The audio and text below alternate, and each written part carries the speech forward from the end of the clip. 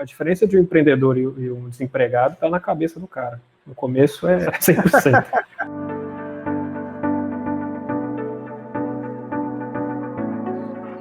Fala pessoal, aqui é Felipe Pires.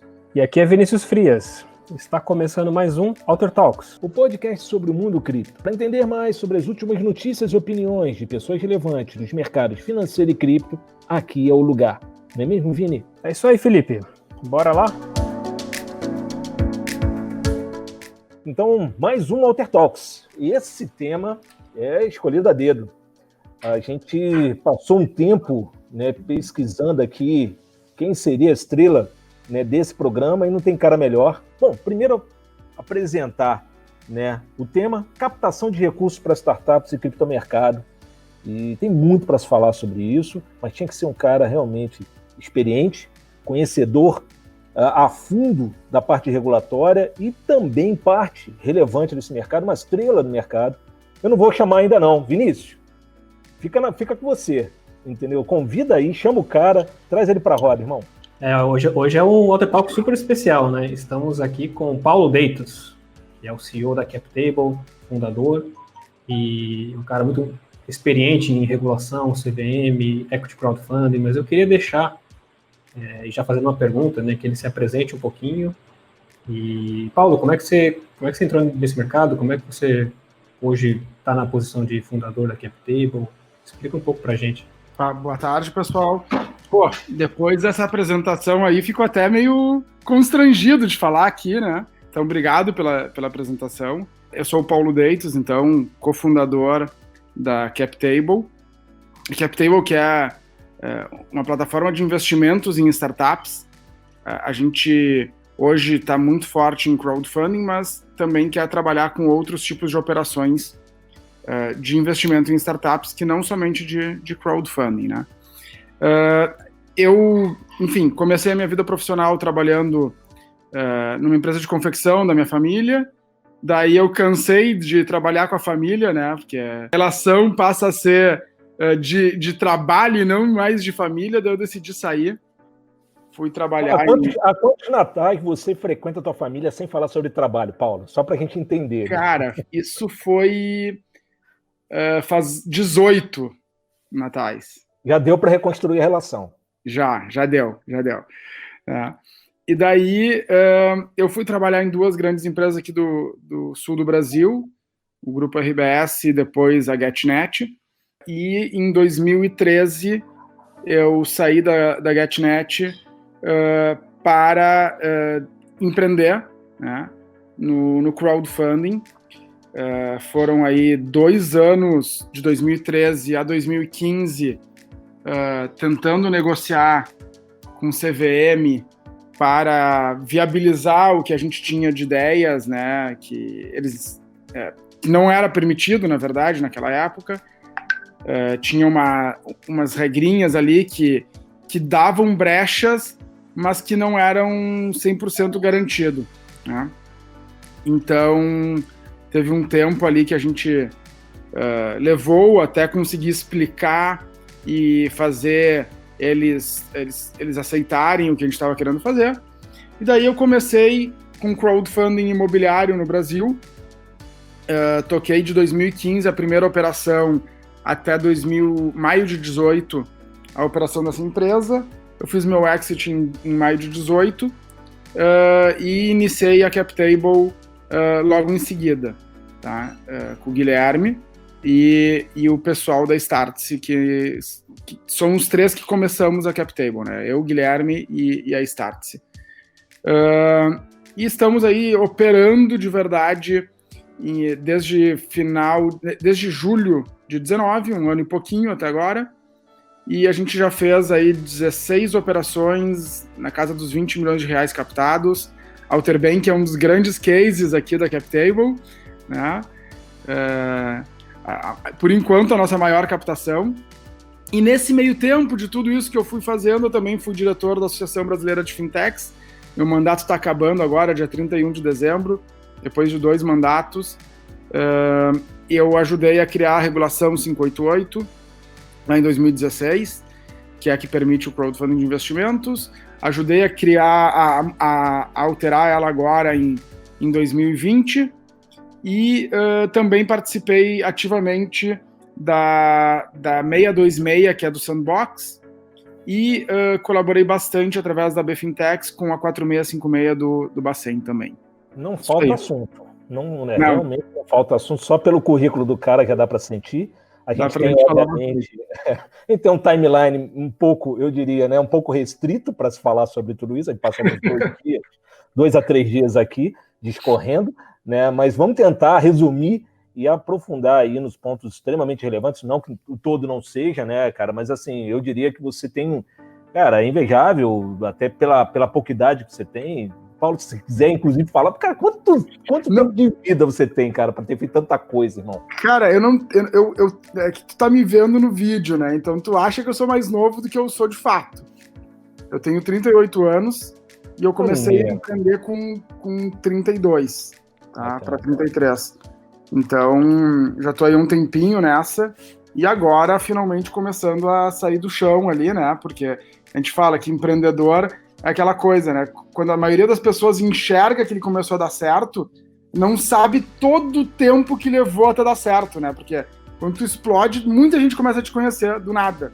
Então, parece que tu começou ontem, e não vê todos aqueles vários anos até tu chegar lá. Eu diria que tem.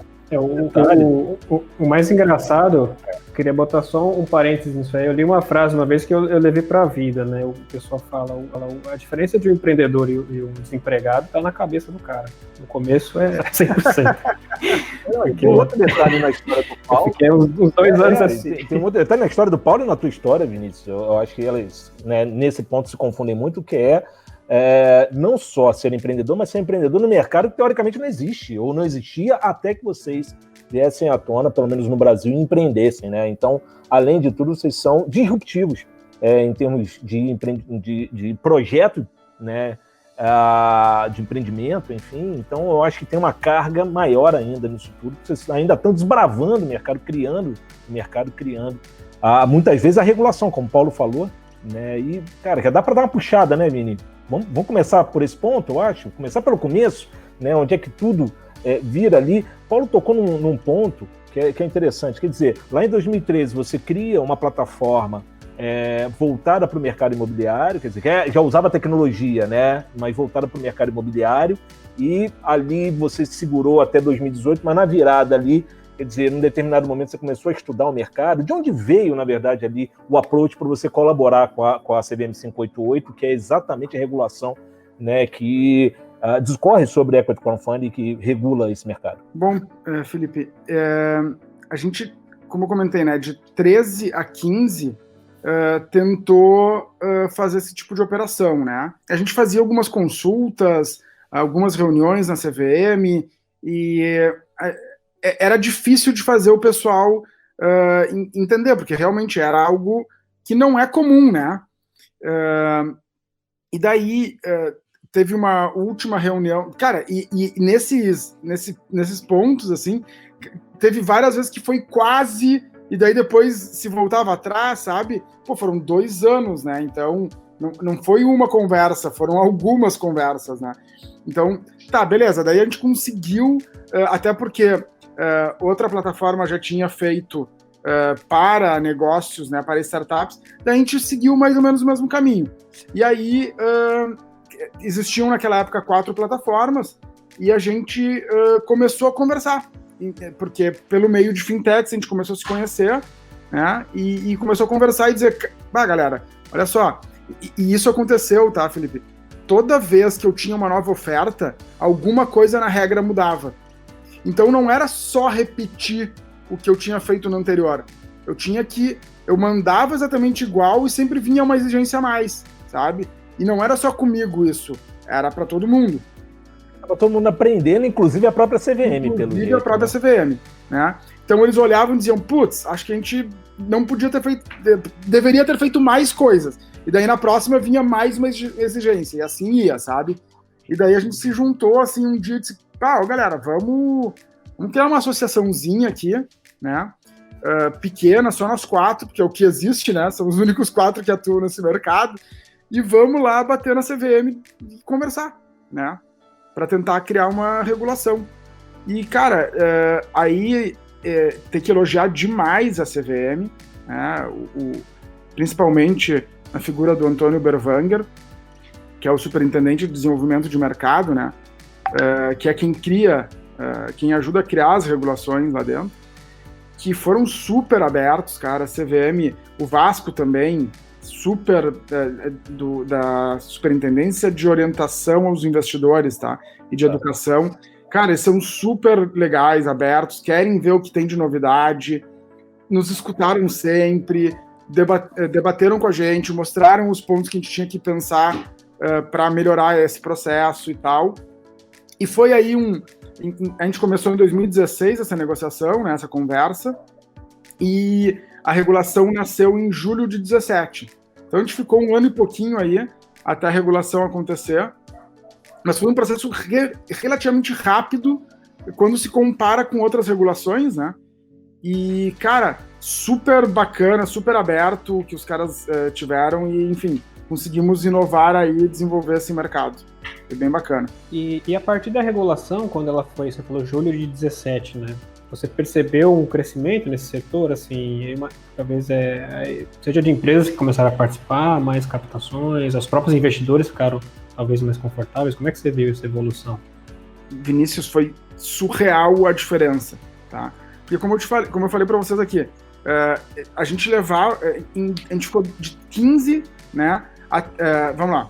Na verdade, foi em dezembro de 15, tá? A primeira operação. Até julho de 18, eu tinha feito 4 captações, tá? Porque tudo era muito burocrático, muito difícil, né? E daí, quando a regulação saiu, eu fui o primeiro, inclusive, a conseguir a regulação, a adaptação para a regulação, tá? Então, quando a regulação saiu, eu levei 2 meses e pouco para me adaptar ali e tal, e ganhar a licença, cara, mudou o jogo. Começou a ser muito mais rápido. Então, eu em 6 meses fiz o dobro do que eu tinha feito em 2 anos anteriores, tá? Porque ficou mais rápido o meu processo, porque os investidores passaram a ter um pouco mais de confiança no negócio também, tá? Porque, afinal de contas, tinha uma regulação. E também o mercado começou a crescer. Não fui só eu que cresci. Todo o mercado cresceu. Né? As plataformas que estavam operando cresceram também. E começou a surgir um monte de outras plataformas de diversos segmentos. Naquela época nós tínhamos 3 de startups e eu de imobiliário, né? Hoje nós temos mais de 30 startups, várias delas ainda não operam, mas dos mais diferentes segmentos, né? Então, o mercado se desenvolveu muito de lá para cá, sabe? Eu tenho uma curiosidade também. Nesse processo de evolução, obviamente, vocês tinham benchmarks, né? Vocês olhavam lá para fora, o mercado provavelmente mais maduro do que o incipiente aqui. Há alguma coisa, vamos lá, alguma jabuticaba aí para botar na mesa? Quer dizer, tem alguma coisa que, na verdade, só tem aqui no modelo de crowdfunding brasileiro ou está bem similar aos modelos praticados, né, nesse mercado lá fora? Felipe, não tem nada muito diferente, não, tá? Tá tudo muito em linha. Agora, vai vir a alteração da 588, né, em 2021, que a audiência pública foi agora em 2020, e tem uma coisa que a gente não sabe como é que vai ficar, mas lá fora se eliminaram vários dos limites, principalmente o limite de faturamento, né? A gente não sabe como é que vai ficar aqui. Tem várias manifestações citando esse case, né, que se eliminou o limite de faturamento das empresas, não se elimina o limite de volume de captação, né, mas vai crescer pra caramba, mas a gente tem uma expectativa de que possa eliminar-se o limite de faturamento das empresas, sabe? Mas mesmo que não se elimine, já está bem sinalizado de que vai crescer absurdamente, então vai deixar de ser um dos gargalos aí para alguns mercados, para alguns segmentos. Eu tenho que esquecer só de um ponto, Vini, que é o seguinte: depois eu estava analisando aqui, claro, a gente está muito imerso dentro do conceito do Equity Crowdfunding. Falo Vinícius, CEO do Alter, né, como o Deito falou, né, uma das principais operações aí de 2020 da CapTable. A CapTable é a maior plataforma, né, de equity crowdfunding do Brasil hoje, mas a gente esqueceu de definir equity crowdfunding. A gente está falando aqui como se todo mundo já conhecesse, entendeu? Porque, pô, a gente já sabe desde sempre, Vinícius e eu, e obviamente o Paulo Dates. Paulo, cara, assim, short time, cara, o que seria equity crowdfunding? Que é um nome grande, né, mas você consegue encurtar para a gente como é que você conseguiria definir qual é a diferença desse meio de captação para os demais? Claro, vamos lá, Felipe. Tentar explicar para leigos aqui, tá? Então, eu não chamo mais de equity crowdfunding também, tá, Felipe? Eu chamo de crowdfunding de investimentos, porque é assim que a CVM tem chamado nos últimos tempos, tá?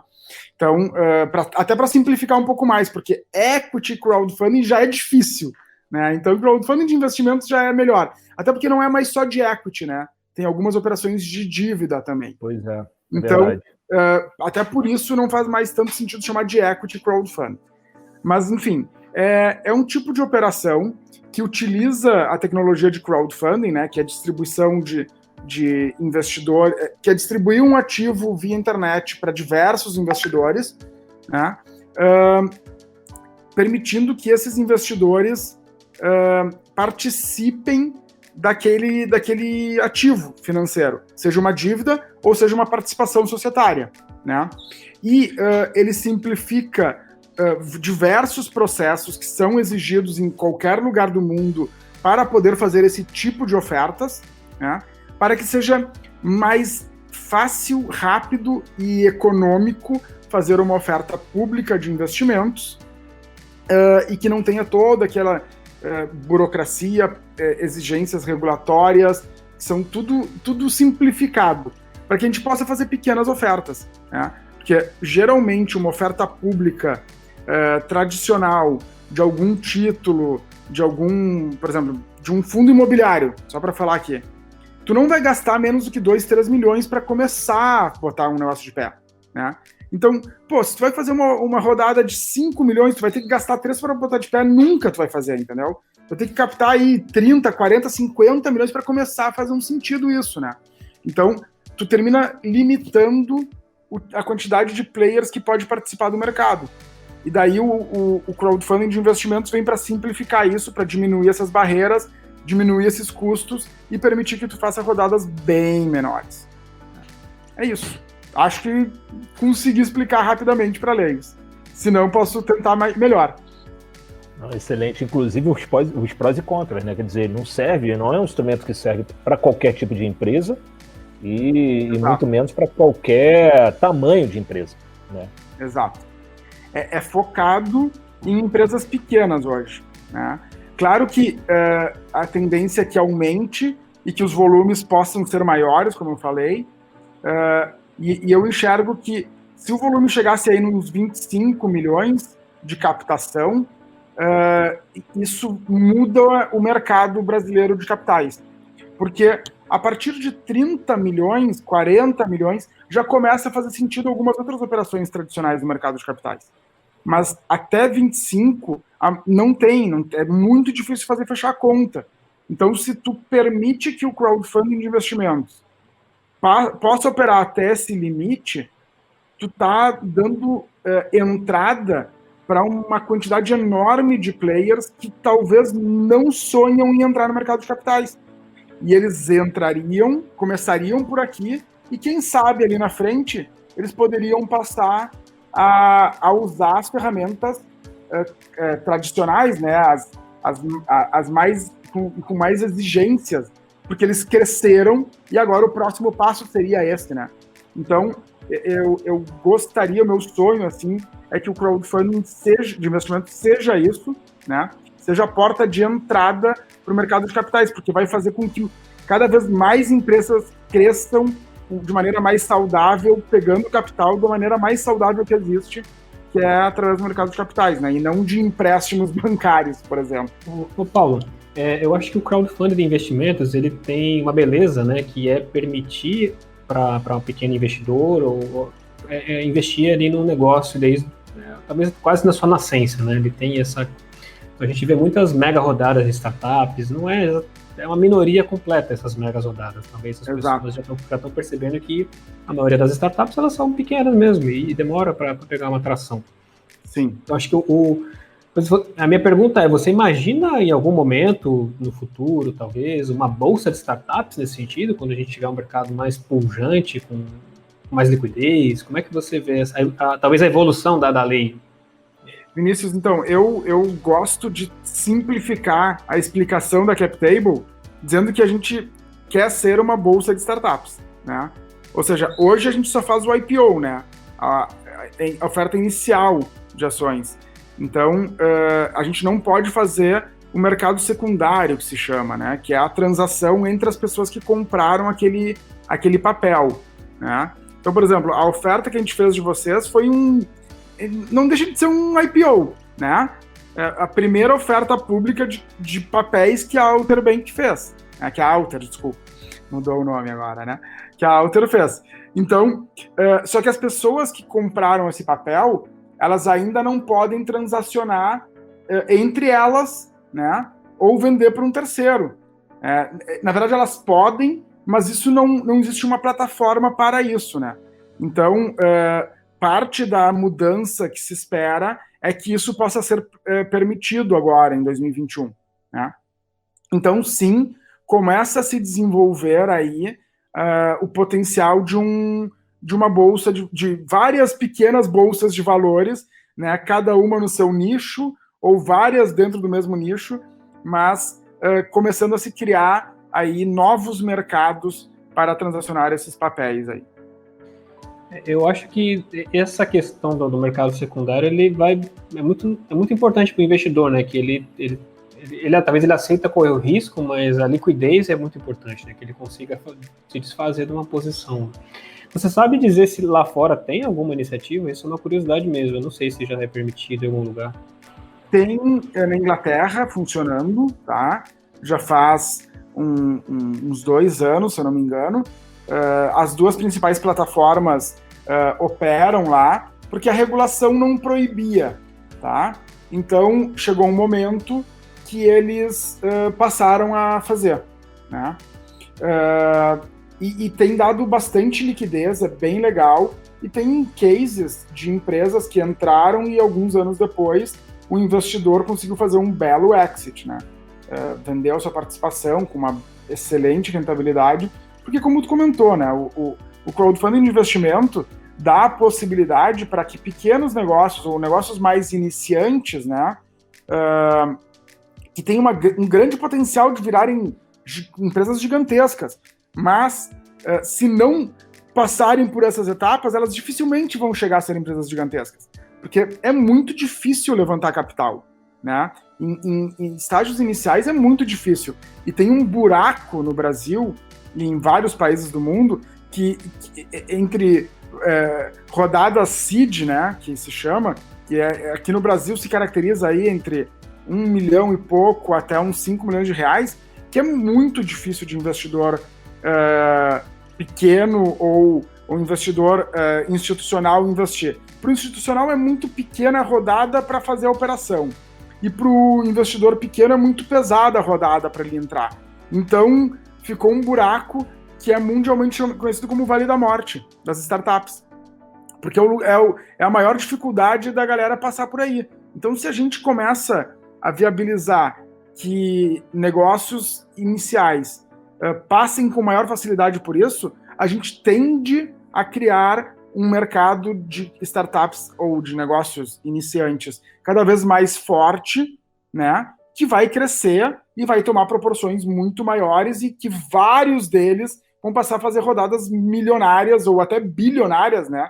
Esse ano o Brasil teve 4 startups que captaram mais de R$1 bilhão, a última agora, essa semana, acreditas, né? Então, cara, isso tende a poder ser mais comum, mas primeiro a gente tem que aumentar a categoria de base, né?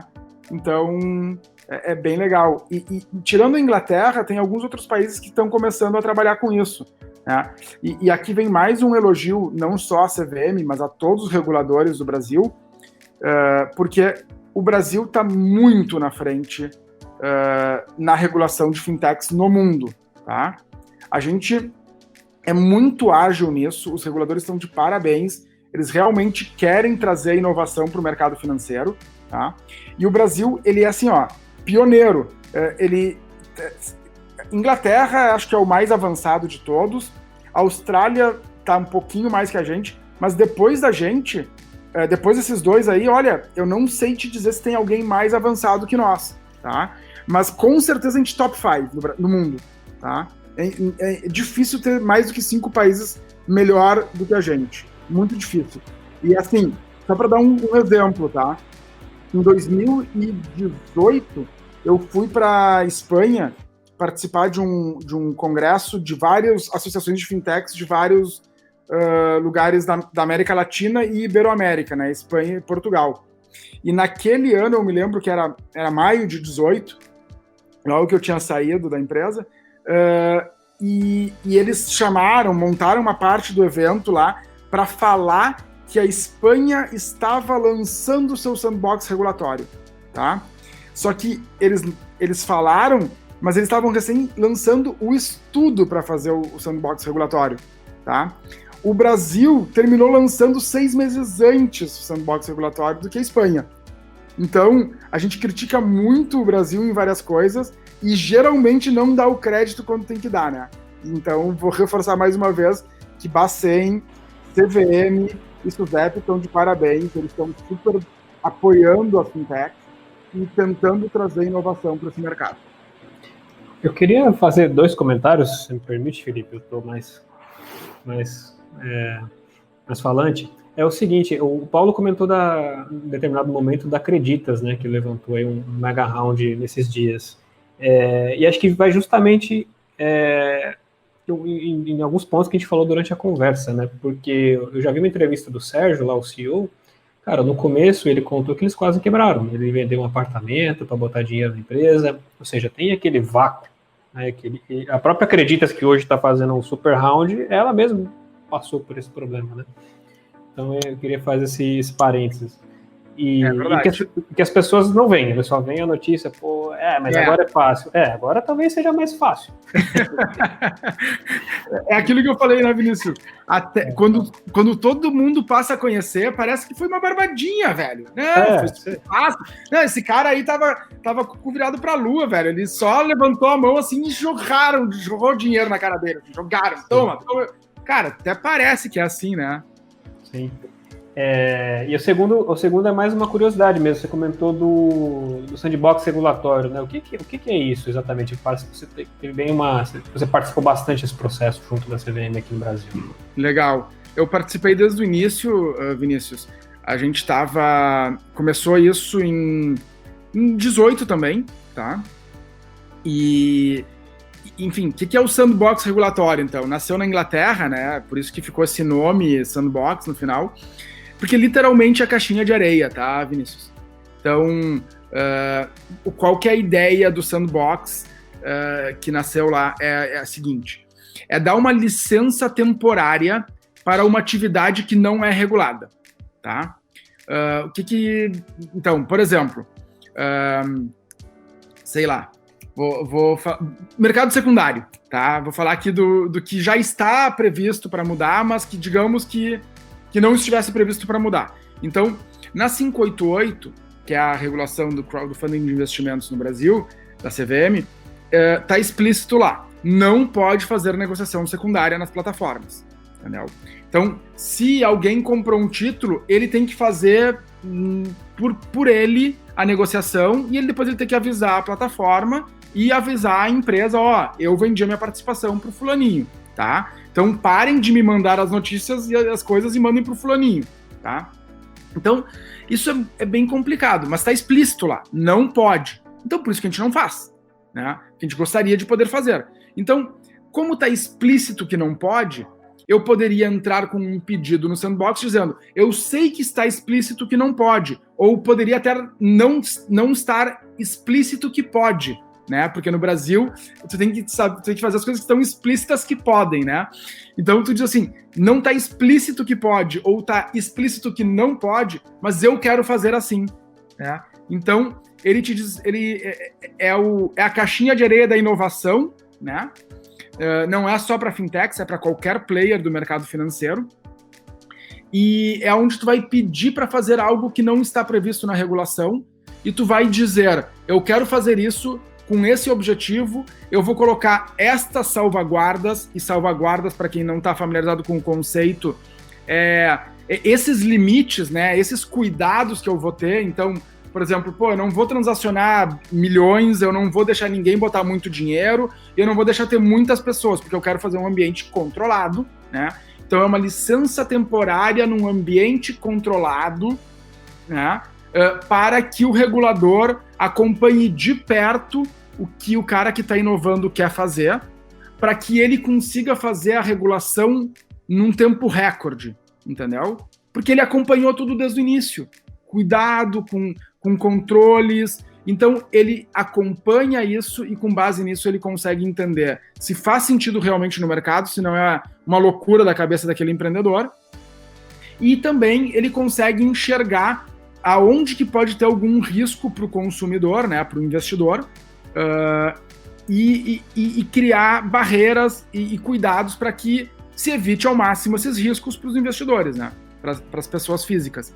Então, esse é o conceito de sandbox regulatório. Então, é uma licença temporária num ambiente controlado para inovações financeiras. E o mais legal de tudo é que os 3 reguladores participam do sandbox, cada um fez o seu, mas a grande tipo, a gente está muito na frente de vários lugares do mundo também por causa disso, vai ter uma comunicação entre os diferentes reguladores, porque tem várias inovações que vão ser interreguladores, assim, tipo, vão ser uma parte CVM, uma parte Bacen, uma parte SUSEP, uma parte Bacen, ou uma parte, sabe? Ou, em alguns casos, pode acontecer de até ser dos 3, né? E daí, como é que eles fariam para fazer essas autorizações se não tem a ver com a jurisprudência deles, né?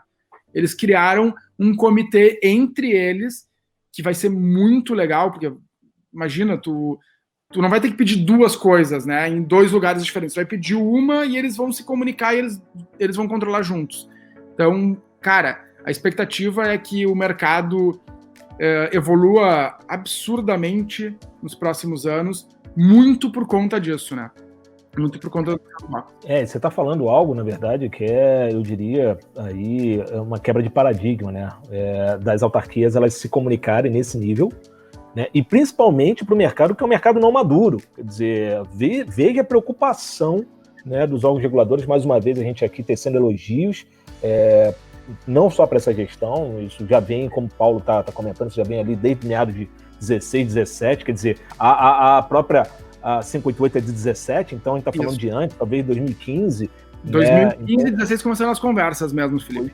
Então, assim, a evolução hoje, na verdade, está se começando a colher aquilo que se plantou há 3, 4 anos atrás, né, 5 anos atrás, enfim, e você veja, né, nesse meio tempo, muda governo, etc., mas o drive, né, o foco continua o mesmo de acelerar, e agora, muito provavelmente, a velocidade que isso vai tomar talvez seja mesmo exponencial, porque já se tem o sandbox desenhado, hoje é a interoperabilidade desse sandbox entre as autarquias, e a partir daí, meu amigo, o céu é o limite, e as limitações também ditadas pelo sandbox, obviamente, né, essas restrições e as colaterais, enfim, vão estar sempre muito bem alinhadas. Agora tem um detalhe, a gente está falando, né, da autarquia do governo federal, enfim, etc., mas tem a questão também da organização do setor. E aí você, como você disse lá no início, você, né, hoje está terminando a tua gestão como diretor da BFintex, mas você foi um dos primeiros também diretores da BFintex. Você faz parte ali do nascimento da Associação Brasileira das Fintechs. Queria que você falasse um pouquinho, não só, né, da importância da BFintex para o setor, da importância da BFintex exatamente nessa comunicação, né, na organização dos players, na comunicação junto às autarquias, mas ali do nascimento. Né? Você falou, teve um momento que nós éramos 4, vamos montar, etc. Isso foi o nascimento da BFintex ou não? Queria entender.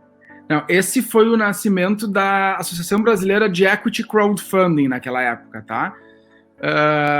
Mas já existia esse grupo de empreendedores de fintechs, Felipe, que se reuniam de vez em quando em São Paulo, eu sou de Porto Alegre, né, e eu ia a São Paulo para essas reuniões, onde tinha, sei lá, 30 pessoas, cara, todo mundo desbravando o mercado, todo mundo sofrendo junto com alguma coisa e dizendo assim, vamos tentar entender o que a gente pode se ajudar, sabe? Porque a gente tem que vencer regulações, inclusive, tem que criar novas regulações, então vamos conversar e vamos trocar experiências aqui, né?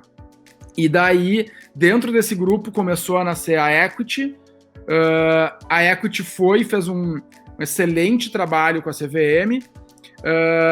Em paralelo, se falava de fintechs em geral, né? Aí se criou a Associação Brasileira de Fintechs em 2016, né? Um ano depois da Equity.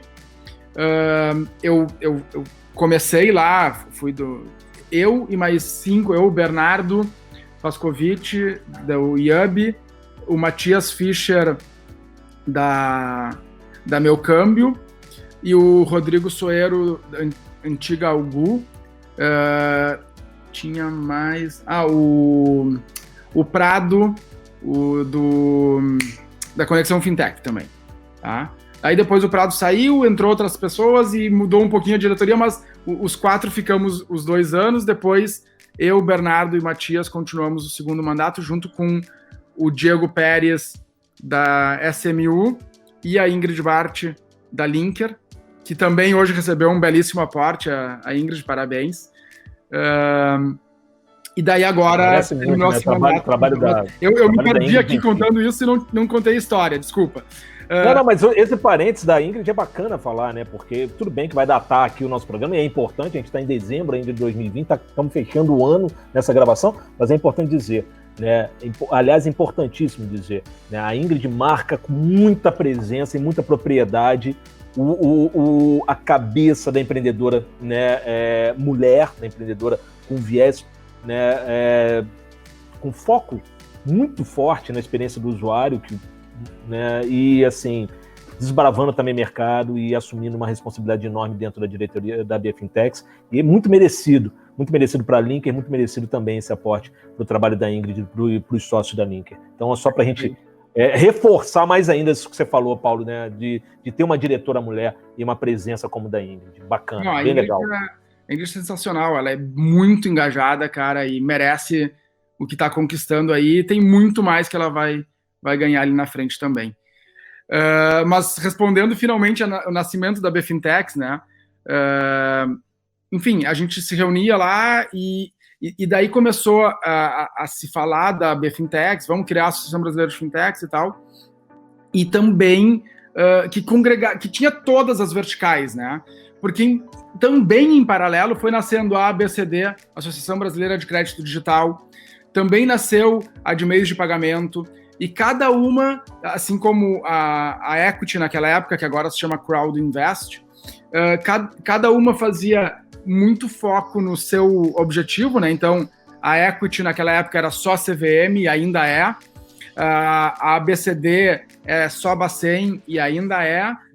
E a BFintex sendo um guarda-chuva geral de todas as verticais, né? E foi muito legal, porque para o regulador também ficou mais fácil ter uma comunicação com um que pode fazer ponte com todo mundo, né? E a BFintex termina tendo uma proximidade muito grande com todas as outras associações e sempre chama para o jogo, para as discussões também os outros, né? Até porque está todo mundo no mesmo barco, todo mundo precisa melhorar as regulações para fazer mais inovação e tal. Mas a BFintex, nesses últimos 4 anos, e foi uma demanda dos próprios associados, temos mais de 400 e tantos, eu nem sei mais o número de associados que tem, de tantos que são. E era claro, regulação. Todo o resto deixa para depois, né? Porque sem regulação a gente não existe, então não tem o que fazer, né? E daí, graças à competência de várias pessoas que participaram da associação, dos líderes de verticais, da equipe executiva da BFintex também, da abertura dos reguladores, cara, tem um time gigante por trás disso. Se criaram diversas regulações do setor, diversas, que hoje fazem que o Brasil seja um dos líderes em inovação, né, citado em vários lugares do mundo como exemplo a ser seguido, sabe? Então, cara, realmente a gente está muito bem. E também aos empreendedores que fizeram, né, que mostraram e que deram garra. Cara, a gente tem mais de 700 fintechs hoje mapeadas no Brasil, né? Então, pô, se não fosse também ter um bando de gente entrando nessa loucura coletiva aí de fintechs, né? Não se daria tanta atenção também, talvez, né? Então, cara, é um conjunto de fatores que levou a gente a chegar nesse patamar que agora é invejável para a maioria dos países no mundo. Fora isso, o mercado consumidor gigante que ainda está na pontinha ali, né? Eu diria no topo, né, do iceberg para se conseguir em termos de penetração, né? Então tem muito upside pela frente e esse é só o começo, né? E bota mais uma pimentinha nisso, a concentração financeira que existe, né? Aí tu tem a tempestade perfeita, né? É o cenário perfeito. Fica lá, Vitor. Ô, Paulo, eu queria puxar um assunto aqui, que não é exatamente o que está sendo tratado nesse momento, mas puxando um pouco aqui para o criptomercado. Aqui as startups do setor, né, aí falando do nível mais global, elas usaram de alguns veículos que são meio alternativos, né? Teve oferta inicial de moeda, teve um boom ali em 2017. Aí muito se fala do Security Token, que até onde eu estou acompanhando ainda não consegui ver decolar em nenhum lugar, muito por conta da regulação. Mas você acredita nesse instrumento? A minha pergunta é mais essa, se você acha que tem algum caminho ali, alguma conexão com o equity crowdfunding, por exemplo? Eu acho que tem, na minha visão, mas como é que você vê essa parte de ICO, de security tokens, que o pessoal faz no mercado de cripto? ICOs, eu achava uma coisa muito legal no começo, tá? Mas infelizmente, né, e aí que porque, cara, eu sou um liberal de carteirinha, tá? Mas o meu sócio e vários amigos meus que também são, dizem que eu sou um liberal de Araque, assim, sabe? Que no final eu defendo que tem que fazer o que o regulador diz, né? Então, mas, cara, o ICO é o grande exemplo de que tu não pode deixar algumas coisas 100% livres, infelizmente, né? Cara, quanta gente foi enganada com diversos ICOs fraudulentos que tava na cara, né? Cara, se a galera cair em pirâmide ainda hoje, em 2020, velho, ainda continua caindo em pirâmide. Cara, o ICO foi um prato cheio para quem queria fazer coisa errada, sabe? E, infelizmente, as pessoas se iludem ainda com dinheiro, sabe? A promessa de uma rentabilidade gigantesca é um canto da sereia que encanta muita gente, sabe? Tem poucas pessoas que conseguem perceber que aquilo é impossível, sabe? Porque elas não trabalham nesse mercado, elas não sabem que é impossível essas rentabilidades. Você tem toda a razão, né, nesse ponto de vista, mas a gente sempre volta nesse sentido que é essa lacuna informacional que, na verdade, está ligado à falta de formação. Exato. Né, em educação financeira. Quando você fala isso, sempre me vem à tona aquela grande questão. O cara não consegue ter uma referência que 10% ao mês é algo absurdo para ser ofertado, quando o título hoje de renda fixa paga 2% ao ano. Ao ano. Entendeu? Na média. E bruto. Né? Então o cara não consegue, 10% ao mês, 2% ao ano, o cara não tem nem noção, na verdade. Né? Falta informação para ele, inclusive, ter pensamento crítico. Na verdade, falta formação para ele ter pensamento crítico sobre a informação. E aí ele poder comparar. Ele consegue comparar vermelho com vermelho, amarelo com amarelo, mas taxa de juros com taxa de juros, o cara não consegue, entendeu? Comparar. Então mas, é prato cheio mesmo, você tem toda a razão. Mas assim, cara, eu não consigo. O meu sogro, eu tenho um cunhado e uma cunhada que são médicos. Cara, eu não consigo entender 90% das coisas que os caras falam, meu. E quando reunião de família se fala sobre coronavírus, cara, eu fico quietinho, entendeu? Porque quem sou eu para querer opinar sobre um negócio desses? Então, cara, é impossível aprender tudo sobre medicina e sobre coronavírus. Não vou sair eu dando as minhas opiniões sobre meia dúzia de artigo que eu li, entendeu? Cara, é um negócio muito específico. Então vai ser... É quase que utópico achar que 100% das pessoas vão conseguir entender e ter esse discernimento em algum momento, né? Porque, cara, Infelizmente não é. É algo muito específico o mercado financeiro, que é muito detalhista, né? Tem que estudar pra caramba para tu entender esse negócio. Então, o ICO foi aí um prato cheio para um bando de falcatrua. O que mais se viu foi a gente perdendo dinheiro. Infelizmente, estragaram um negócio que era sensacional, né? Então, e isso atrapalhou bastante, Vinícius, o crowdfunding de investimentos, tá? Porque muita gente comparava e dizia a mesma coisa. Se lá deu errado, eu não vou para esse aqui, né? Então, isso atrasou com certeza o desenvolvimento. E se tu for olhar, no mundo, tem vários gráficos que eu já tive acesso, o crescimento do crowdfunding de investimentos e o crescimento dos ICOs, cara, foi assim, sem brincadeira, mais de 100 vezes em menos de um ano, o que o ICO superou o crowdfunding, entendeu? E o crowdfunding vinha remando há, sei lá, 3, 4 anos. E veio o ICO e passou assim. Mas 90 e tantos % foi falcatrua, né, cara? Então, agora entrando no STO, né, no Security Token Offering, cara, eu tenho certeza que é o futuro do crowdfunding, tá? E que, muito provavelmente, vai ser o futuro de toda e qualquer transação do mercado de capitais, sabe? Então, tem uma outra startup que captou conosco que só faz isso, né, a Uzu. E, cara, eu tenho certeza que a tecnologia de blockchain tem que vir para esse mercado, tem que vir, é sensacional o que ele pode trazer, principalmente para o mercado mais tradicional, que tem uma série de players, que sério, tem vários desses players que participam de uma oferta pública, que não faz mais nenhum sentido no mundo que a gente vive, com a tecnologia que a gente tem, com o nível de informação que a gente pode acessar com um clique, sabe? Que esse cara continue existindo. E esse cara provavelmente vai deixar de existir quando o blockchain passar a ser mais implementado para uma bolsa de valores, para uma oferta de fundo imobiliário, para uma oferta de um FDIC, sei lá, podemos citar por um CRI, por um CRA, só para ficar no mercado de capitais aqui, né? Então, cara, eu acho que o STO é o futuro desse mercado, sabe? Vai ser a tecnologia adotada por esse mercado aí nos próximos pouquíssimos anos. E a gente, obviamente, está se organizando para que quando nasce o mercado secundário, provavelmente já, se não é no D0, é no D01 ali, muito no comecinho, já está com o blockchain funcionando para que tudo seja mais fácil, mais rastreável e tal.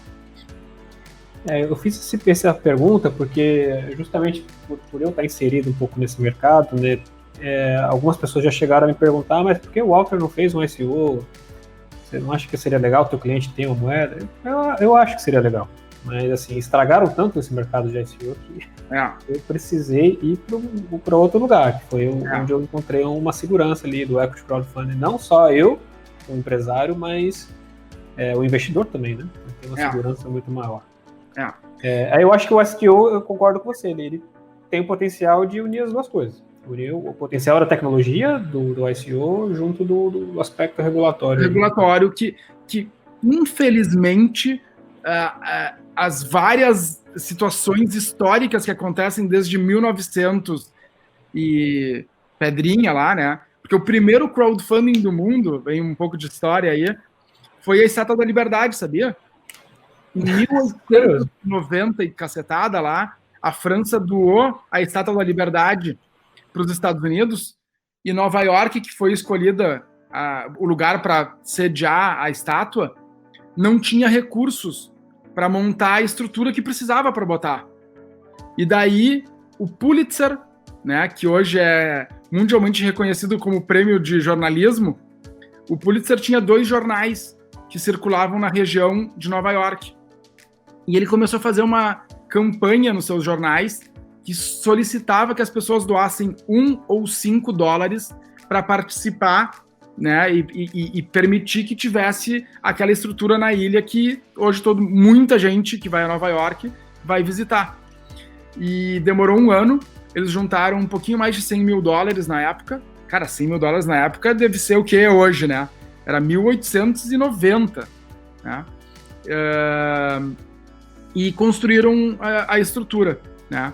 E depois disso, muita gente começou a viajar aos Estados Unidos, passando por várias cidades e contando histórias de que se tu desse dinheiro para ele iria fazer A, B, C, D, ia dar rentabilidade.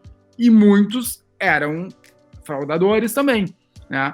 E aí, em 1933, depois de quase 30 e tantos anos de fraudes acontecendo, que a SEC, a Security Exchange Commission americana, que é a CVM americana, criou o Securities Act, tá? Que é de 1933, que foi a primeira regulação mundial de ofertas públicas, justamente para acabar com os caras que faziam fraude. E para isso ela instituiu diversas figuras nesse processo, que naquela época fazia sentido, né, Vinícius? Então, tu precisava ter um cara que só recebia o dinheiro e garantia que o dinheiro estava ali. Tu precisava ter um outro cara que ficava com os papéis financeiros que dizia que aquilo existia e que estava válido. Tu precisava um outro que distribuía. Então, foi se criando vários players para não ser um só, para evitar fraudes e etc. Só que hoje, cara, com a tecnologia que a gente tem, a maioria deles não faz mais nenhum sentido. Então, o STO vem aí em breve para mudar isso e derrubar talvez algum desses caras que existem ainda hoje. Só para a gente deixar um pouquinho mais didático também, a gente está falando aqui de educação, até dessa lacuna gigante que existe, né, dentro da formação até educacional do brasileiro. Só pra dar uma definida, qual é a diferença do STO para o modelo ICO, né, esse lançamento primário das moedas virtuais, das moedas digitais, enfim. Qual seria a diferença? É uma diferença meramente tecnológica, quer dizer, a partir do momento em que você tem um blockchain já é um STO, ou você tem, na verdade, enfim, aqui faltaria hoje, mas uma regulação própria para lançamento de um STO? Qual seria, Paulo, a definição e a diferença para o modelo tradicional? Eu acho que o STO é o filhote do ICO com a regulação. Entendeu?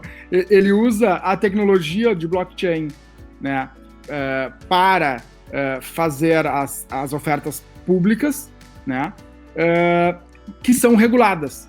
Então, eu poderia usar o STO na 588, eu poderia usar o STO numa oferta 400, que é uma oferta pública, né, de qualquer tipo de papel. Eu poderia usar o STO numa oferta 476 da CVM, que é uma oferta de esforços restritos, que se chama, que só pode uma quantidade X de pessoas comprar, né?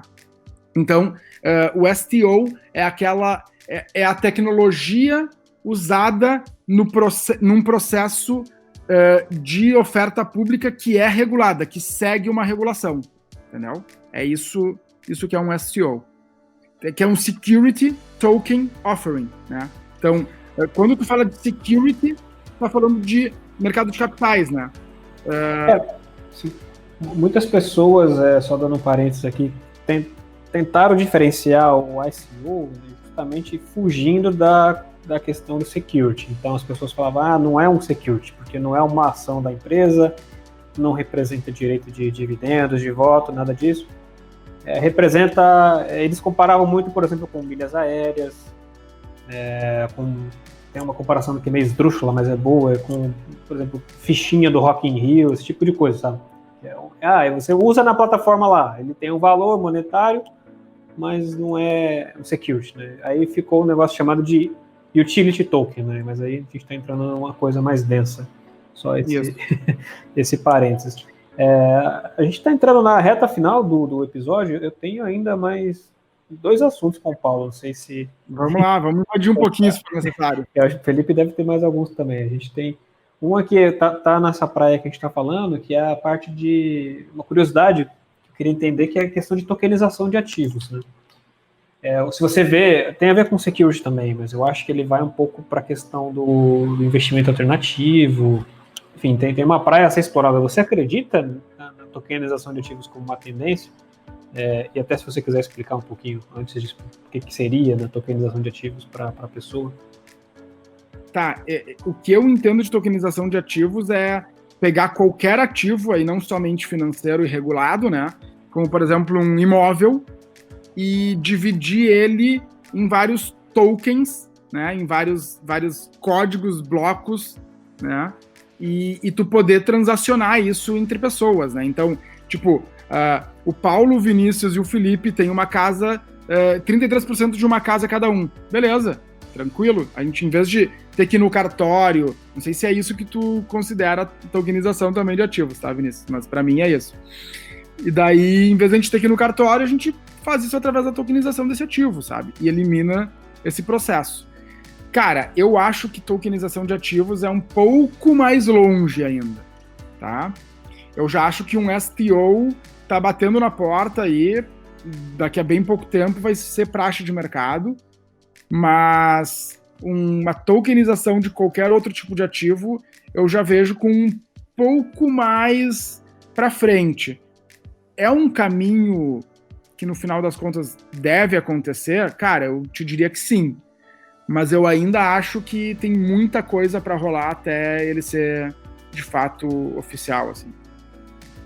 Você fala em termos de regulação mesmo, de falta de instrumentação para que não aconteça o que aconteceu, por exemplo, com a ICO, porque aí, num determinado momento, quando se abre a porteira, qualquer ativo... Para começar, na verdade, é isso. Todos os ativos seriam tokenizáveis?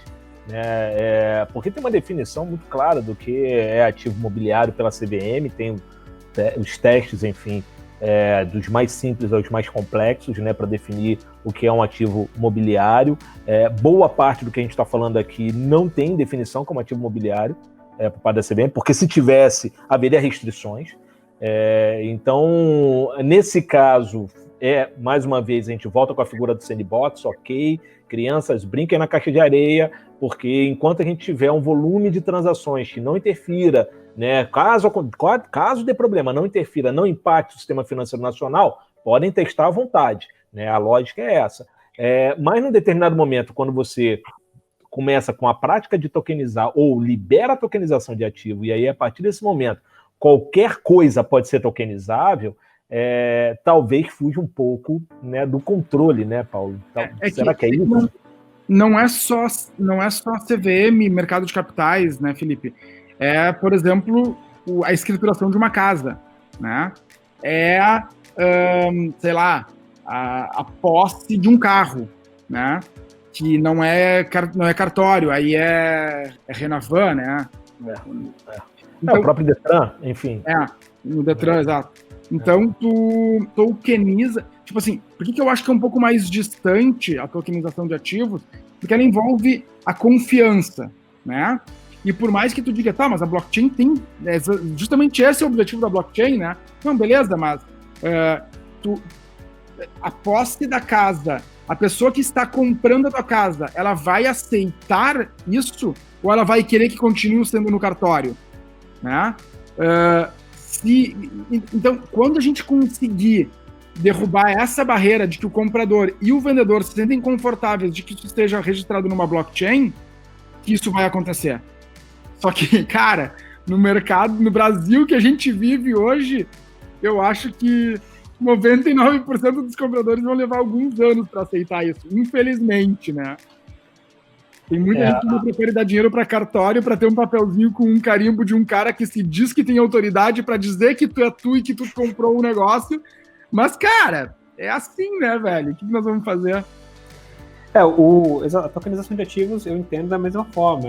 Geralmente está associada à criação de um criptoativo, que esse criptoativo ele vai representar um direito, né?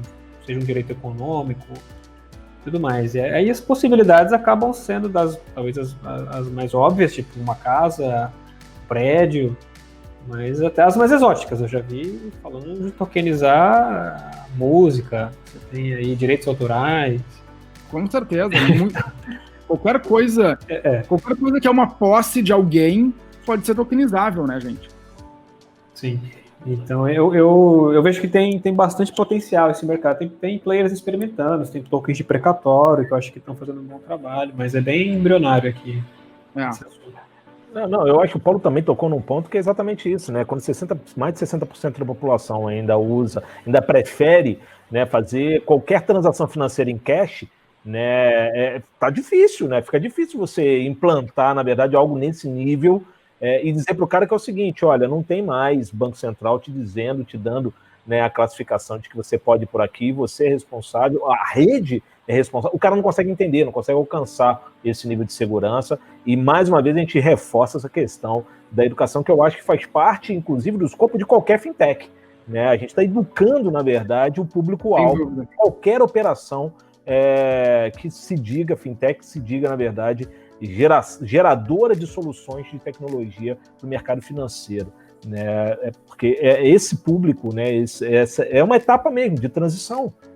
E de quebra, mais uma vez, quebra de paradigma, de quebra, né, do processo, não é nem do processo de confiança, porque esse processo de confiança, a proposta é: não desconfie do Banco Central, porque ele faz um trabalho muito importante. Né? Não desconfie do sistema financeiro nacional regulado, porque é fundamental que exista, mas existe uma alternativa. Né? E essa alternativa ela é mais barata, porque basicamente ela tem menos intermediários. Ponto. Né? E por isso ela tem menor custo e muitas vezes maior velocidade. Haja visto o Pix, né? Que não utiliza a tecnologia blockchain, mas é uma plataforma do Banco Central que tirou os intermediários para operações similares à operação de débito, sendo que é muito mais barata.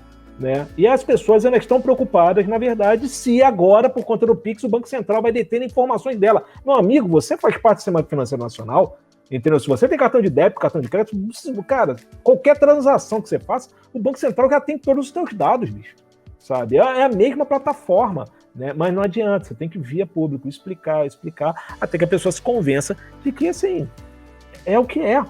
Né? Já está instituído, ele já faz parte disso. O que existe hoje é uma evolução e principalmente buscando o barateamento. Mano, a gente volta porque repetição faz parte do processo. A gente que é professor, está em sala de aula o tempo inteiro, a gente está buscando repetir, porque é com a repetição que a gente vai ultrapassando essas barreiras de entendimento, é normal. Né? E as discussões elas vão aumentando e vai ficando cada vez mais fácil, inclusive a linguagem. Agora, Paulo, eu queria falar um pouquinho sobre a CapTable, né? A gente deixou aqui para o final, porque eu acho que é fundamental falar da experiência da CapTable, né? E assim, o Walter é uma experiência da CapTable, né? Esse sucesso, na verdade, que foi, você levantou muito bem, né? Uma super transação, uma super captação que foi feita em um tempo recorde. Eu acompanhei, né? Então, assim, eu posso falar um pouco de dentro e de fora, né? O Vini está um pouco mais viesado nesse sentido, o Paulo também, então eu vou falar, até como investidor, eu vou falar, porque eu comprei, né, a minha participação ali no Walter. Então é importantíssimo, na verdade, dizer que a experiência da CapTable ela é muito interessante, né, toda a parte informacional, né, e a gente lançou vídeos explicando, etc. Agora, em termos de potencial de mercado, então eu vou ler alguns números aqui, porque eu peguei em matérias, eu acho que agora até bem atualizadas, você falou, mas me corrija se eu estiver ainda desatualizado aqui.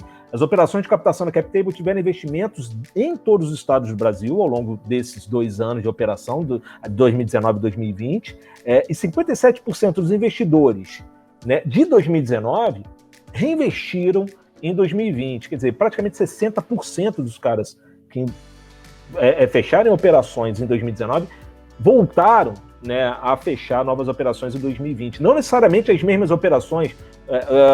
Na verdade, o que houve muitas vezes é retenção mesmo. Os caras que apostaram ali, né, as suas fichas nos produtos da Cap, porque assim, uma coisa é o Walter. O Walter, para ser um produto CapTable, né, ele passa por um crivo gigante, uma due diligence mesmo, gigante, da equipe da Cap. Então, assim, eu queria muito que você falasse um pouco sobre isso e que você também respondesse se, além do management, né, alguma coisa a mais que a CapTable tem pode ser qualificada como o X da questão para retenção e para essa capilaridade. Vocês já estarem em todos os estados do Brasil e terem esse nível de retenção dos investidores altíssimo, acima de 60%. Legal, Felipe. Bom, todos os investidores que reinvestem, eles obrigatoriamente investem numa nova oferta, né, Felipe? Porque uma oferta hoje só é primária, como a gente comentou, né? Então, ela encerra, e hoje, se alguém quiser comprar ações do Alter, não tem como comprar mais na CapTable. Tá? Quando tiver um mercado secundário, vai poder. Né? Mas hoje não pode. Então, 57% das pessoas que investiram em alguma startup em 2019 reinvestiu em alguma outra startup em 2020. Né? A gente tem realmente um número bem expressivo de reinvestidores em todas as rodadas. Porque uma coisa que a gente conseguiu educar o público, porque sim, nós somos professores, educadores também, né? Como tu bem mencionaste, todas as fintechs educam o mercado, porque o que a gente está fazendo é muitas vezes disruptivo, muito diferente. E se a gente não educar, ninguém vai começar a consumir o nosso produto. Né? Então faz parte. A gente conseguiu explicar a importância da diversificação, da criação de um portfólio de investimentos em startups. E as pessoas conseguiram enxergar essa importância. E nós, além disso, conseguimos fazer um volume grande de pessoas. Né? Nós somos... Cara, acho que ninguém tem o número de investidores que a gente tem. Né? Então, as pessoas muitas vezes investem um valor pequeno porque elas podem investir. Né? Talvez elas pudessem comprar 3, 4 vezes mais de ações do Alter do que ela comprou. Mas ela compra menos porque ela comprou do Alter, ela comprou da Uzu, ela comprou da Serol depois. Né? Então, porque ela começa a criar um portfólio dela. Né? E, então, tem a qualidade das startups, a gente se preocupa muito com isso. Né? Na nossa plataforma só entra negócios que são digitalmente escaláveis. Né? Uma parte do processo obrigatoriamente tem que ser digital e escalável, né? Porque tem outras plataformas que botam de tudo e não tem nada de errado com isso, só que para nós é muito importante que seja escalável digitalmente, porque é ali que a gente acredita que tem ganhos gigantescos, tá?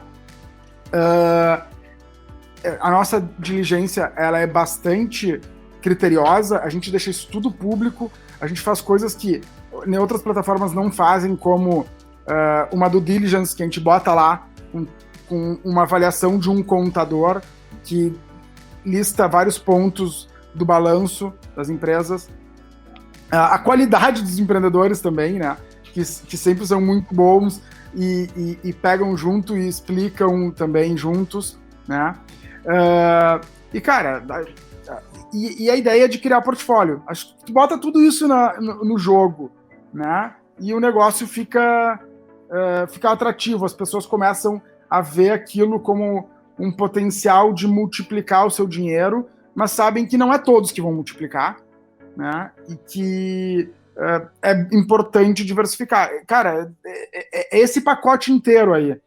O que só está complicando a nossa vida, né? Porque cada vez está mais difícil de ter boas startups com todos esses critérios. Mas tudo bem, a gente está aumentando o time aí de seleção justamente para... Vocês sobem a régua, né, cara?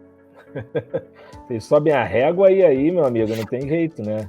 Mas, Felipe, tem excelentes empresas, startups brasileiras. Cara, tem inúmeras que ninguém conhece ainda, ou que pouquíssima gente conhece, de empreendedores muito foda e que, cara, não tem oportunidade de. Então, a gente, aos poucos, vai começar cada vez mais a chegar nessa galera, é normal. E eu acredito que cada vez mais no futuro as pessoas vão empreender mais e menos vai ter grandes corporações. Então, acredito em algumas grandes corporações, sim, mas que vão ter muitas subcontratações por baixo. Então, isso vai fazer com que o empreendedorismo seja cada vez mais o padrão e não a CLT, né? Que vai ser o padrão mais. Então, é um pouco disso tudo. O cenário também está favorável, o juro está lá embaixo, a bolsa está bombando, Enfim. Esse inclusive, era a pergunta que eu ia fazer na sequência. O Vini está aqui esperando, vou deixar ele fazer, mas eu tinha uma pergunta exatamente de conjuntura, né, para jogar os books, e a gente olhar para 2021 agora. Fala lá, Vini. Minha pergunta é a última, para a gente conseguir ficar um pouquinho dentro do tempo sem estourar tanto. Minha última pergunta. Ô Paulo, recentemente eu vi na Bolsa, assim, eu fiquei muito feliz, na verdade, quando eu vi um movimento de startups brasileiras aí conseguindo fazer o IPO na Bolsa, né, B3, né, que é um processo que você mesmo mencionou, que envolve vários players, eu acho muito caro, e assim, antes nunca tinha visto realmente uma empresa conseguir fazer toda a trajetória, né? Ela faz um investimento um anjo, um seed, evolui o produto e bota lá. Me vem duas na cabeça, que foi a Melius, né, de cashback, teve a Enjoei também, né, que tem aquela espécie de brechó online. E você acha que o quanto isso é bom para o seu mercado? Porque eu acho que dá uma liquidez enorme para o investidor anjo, por exemplo, né, e além do retorno excepcional. Tá mutado, Paulão. Pois é, Vinícius. Antes dessas duas que fizeram na B3, né, os seus IPOs, tivemos alguns cases que fizeram seus IPOs nos Estados Unidos, né? Então, tivemos a Stone, tivemos a PagSeguro, tivemos... Sim, mas eu acho eles tão grandes, mesmo a Stone já era muito grande, né? Tem razão. Eu acho que a Melius é um pouco menor. Bem maiores que a Enjoei e Melius. Bem maiores, cara, mas mesmo assim, a gente nunca tinha tido um case no Brasil ainda por cima, né? Porque a gente já tinha tido alguns que eram bem maiores também, mas lá fora. Porque o mercado de capitais aqui no Brasil, ele não tinha tantas oportunidades para esse tipo de negócios, né? E a gente está vendo que está tendo uma mudança nesse mercado e que, sim, empresas menores conseguem entrar na bolsa agora e atrair capital, coisa que não era factível uns anos atrás. Então, isso é sensacional para o nosso mundo aqui de startups, é absurdamente sensacional. Cara, o que eu escutei antes, e não foi uma, não foi duas, não foi três, cara, vários investidores vinham e diziam, tá, mas daí eu nunca vou receber meu dinheiro de volta, porque aquela empresa nunca vai abrir capital na bolsa. É impossível uma startup abrir capital na bolsa. Agora eu posso dizer, não é possível, não é impossível, já teve 2 só em 2020, né? Mas a gente sempre explicava, galera, não é esse o objetivo. Tu não vai ter que esperar até o cara ir pra bolsa para tu ganhar dinheiro, né? Tu tem outras formas de realizar teu lucro antes, enfim, e tal. Mas, cara, até isso agora não vai ter mais, entendeu? A gente dizendo, é impossível uma startup abrir capital. Então ajuda muito, Vinícius, muito. E o mercado secundário via crowdfunding ajuda muito o cara que tu mencionou, os anjos, né? Porque, cara, imagina tu um anjo, tu botou lá 100 mil reais numa primeira rodada de uma startup, tá? O que tu faz? Cara, tu vai ter uma segunda rodada de 500 mil, 1 milhão, uma terceira de 2, 3 milhões, uma quarta de 10 milhões, uma quinta de 100 milhões.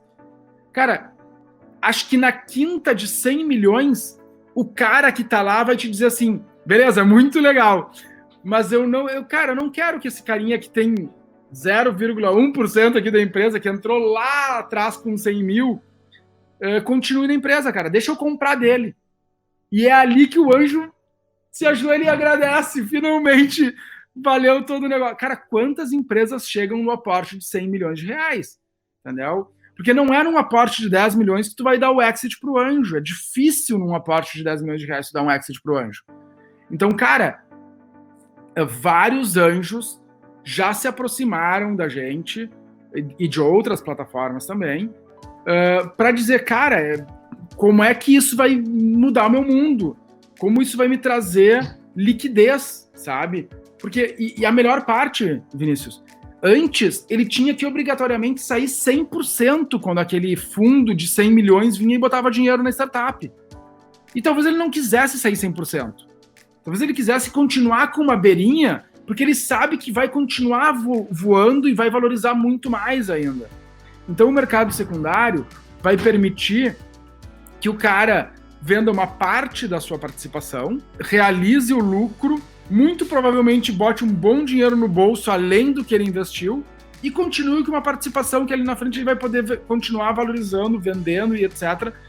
Sabe? E então, cara, a empresa abrir capital na Bolsa de Valores, né, do Brasil, a B3, ou o mercado secundário de crowdfunding de investimento vai mudar o jogo umas várias vezes mais do que a regulação em 2017 mudou o crowdfunding de investimentos. Cara, é surreal a mudança que isso vai trazer para esse mercado.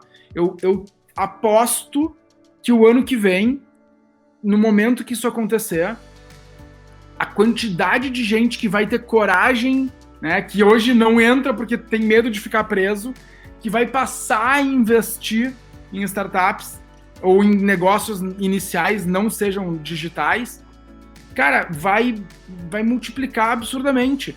Eu li hoje, não li toda a matéria, mas eu li alguns pontos ali numa matéria de exame, que tem em torno de 8 mil investidores anjos mapeados no Brasil. Isso fora os investidores do crowdfunding, né? Cara, eu acho que com o mercado secundário, a gente pode chegar a ter 30, 40, 50 mil investidores o ano que vem em negócios, investidores anjos, entendeu? Porque vai ser muito mais fácil para todo mundo. Vai ser um mercado muito mais palpável, mais líquido, mas enfim, eu só vejo vantagens. Eu realmente acredito que vai dar um boom no mercado surreal o ano que vem. Cara, e com isso eu acho que a gente encerra, né, Vini? Porque assim, a minha pergunta seria exatamente a tua visão para 2021. Você já respondeu, né? Então, assim, depois de tudo, né, que foi plantado, semeado, arado, né, ao longo desse tempo, o mercado parece estar buscando aí uma maturidade, pelo menos, né, mínima aceitável, a ponto do regulador também fazer mais uma vez a parte dele e evoluir, né, para uma estrutura que hoje compense todo esse esforço, que, por tudo que você falou, Paulo, é exatamente esse ponto, esse degrau que está faltando agora, que é a criação ou a liberação da criação do mercado secundário, e a partir daí o problema de liquidez, que seria, né, um problema inicial de todo o modelo, ele fica, obviamente, de lado, e as soluções elas vão aparecendo e abre um campo gigante para você que está buscando diversificar teu portfólio, né, já está vendo B3, está vendo, na verdade, que está aí vindo investidor estrangeiro, começou a voltar investidor estrangeiro, né, capital entrando, e tem muito upside ainda para acontecer,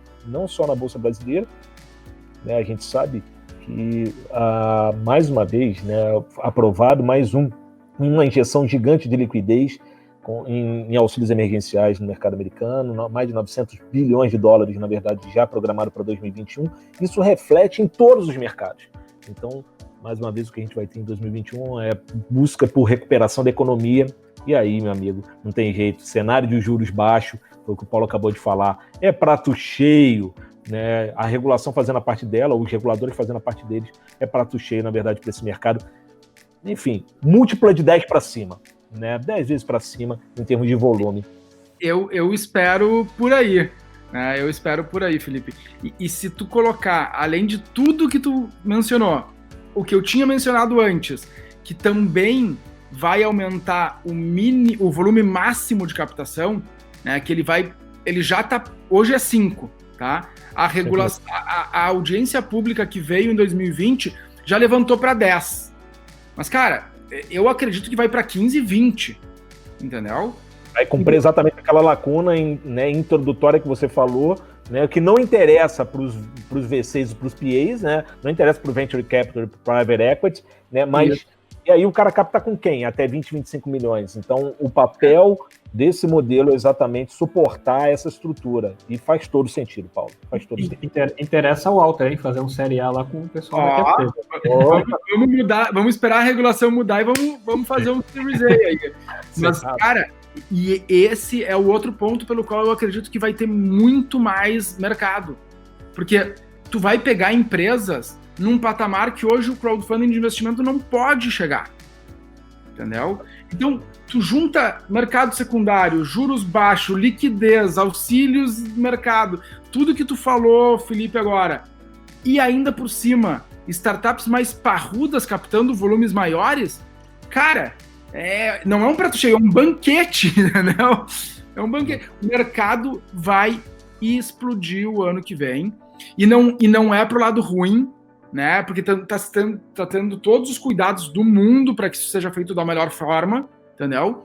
Mas vai explodir não porque vai ter uma bolha que todo mundo investe sem saber no que está investindo, mas porque o mercado está evoluindo com novas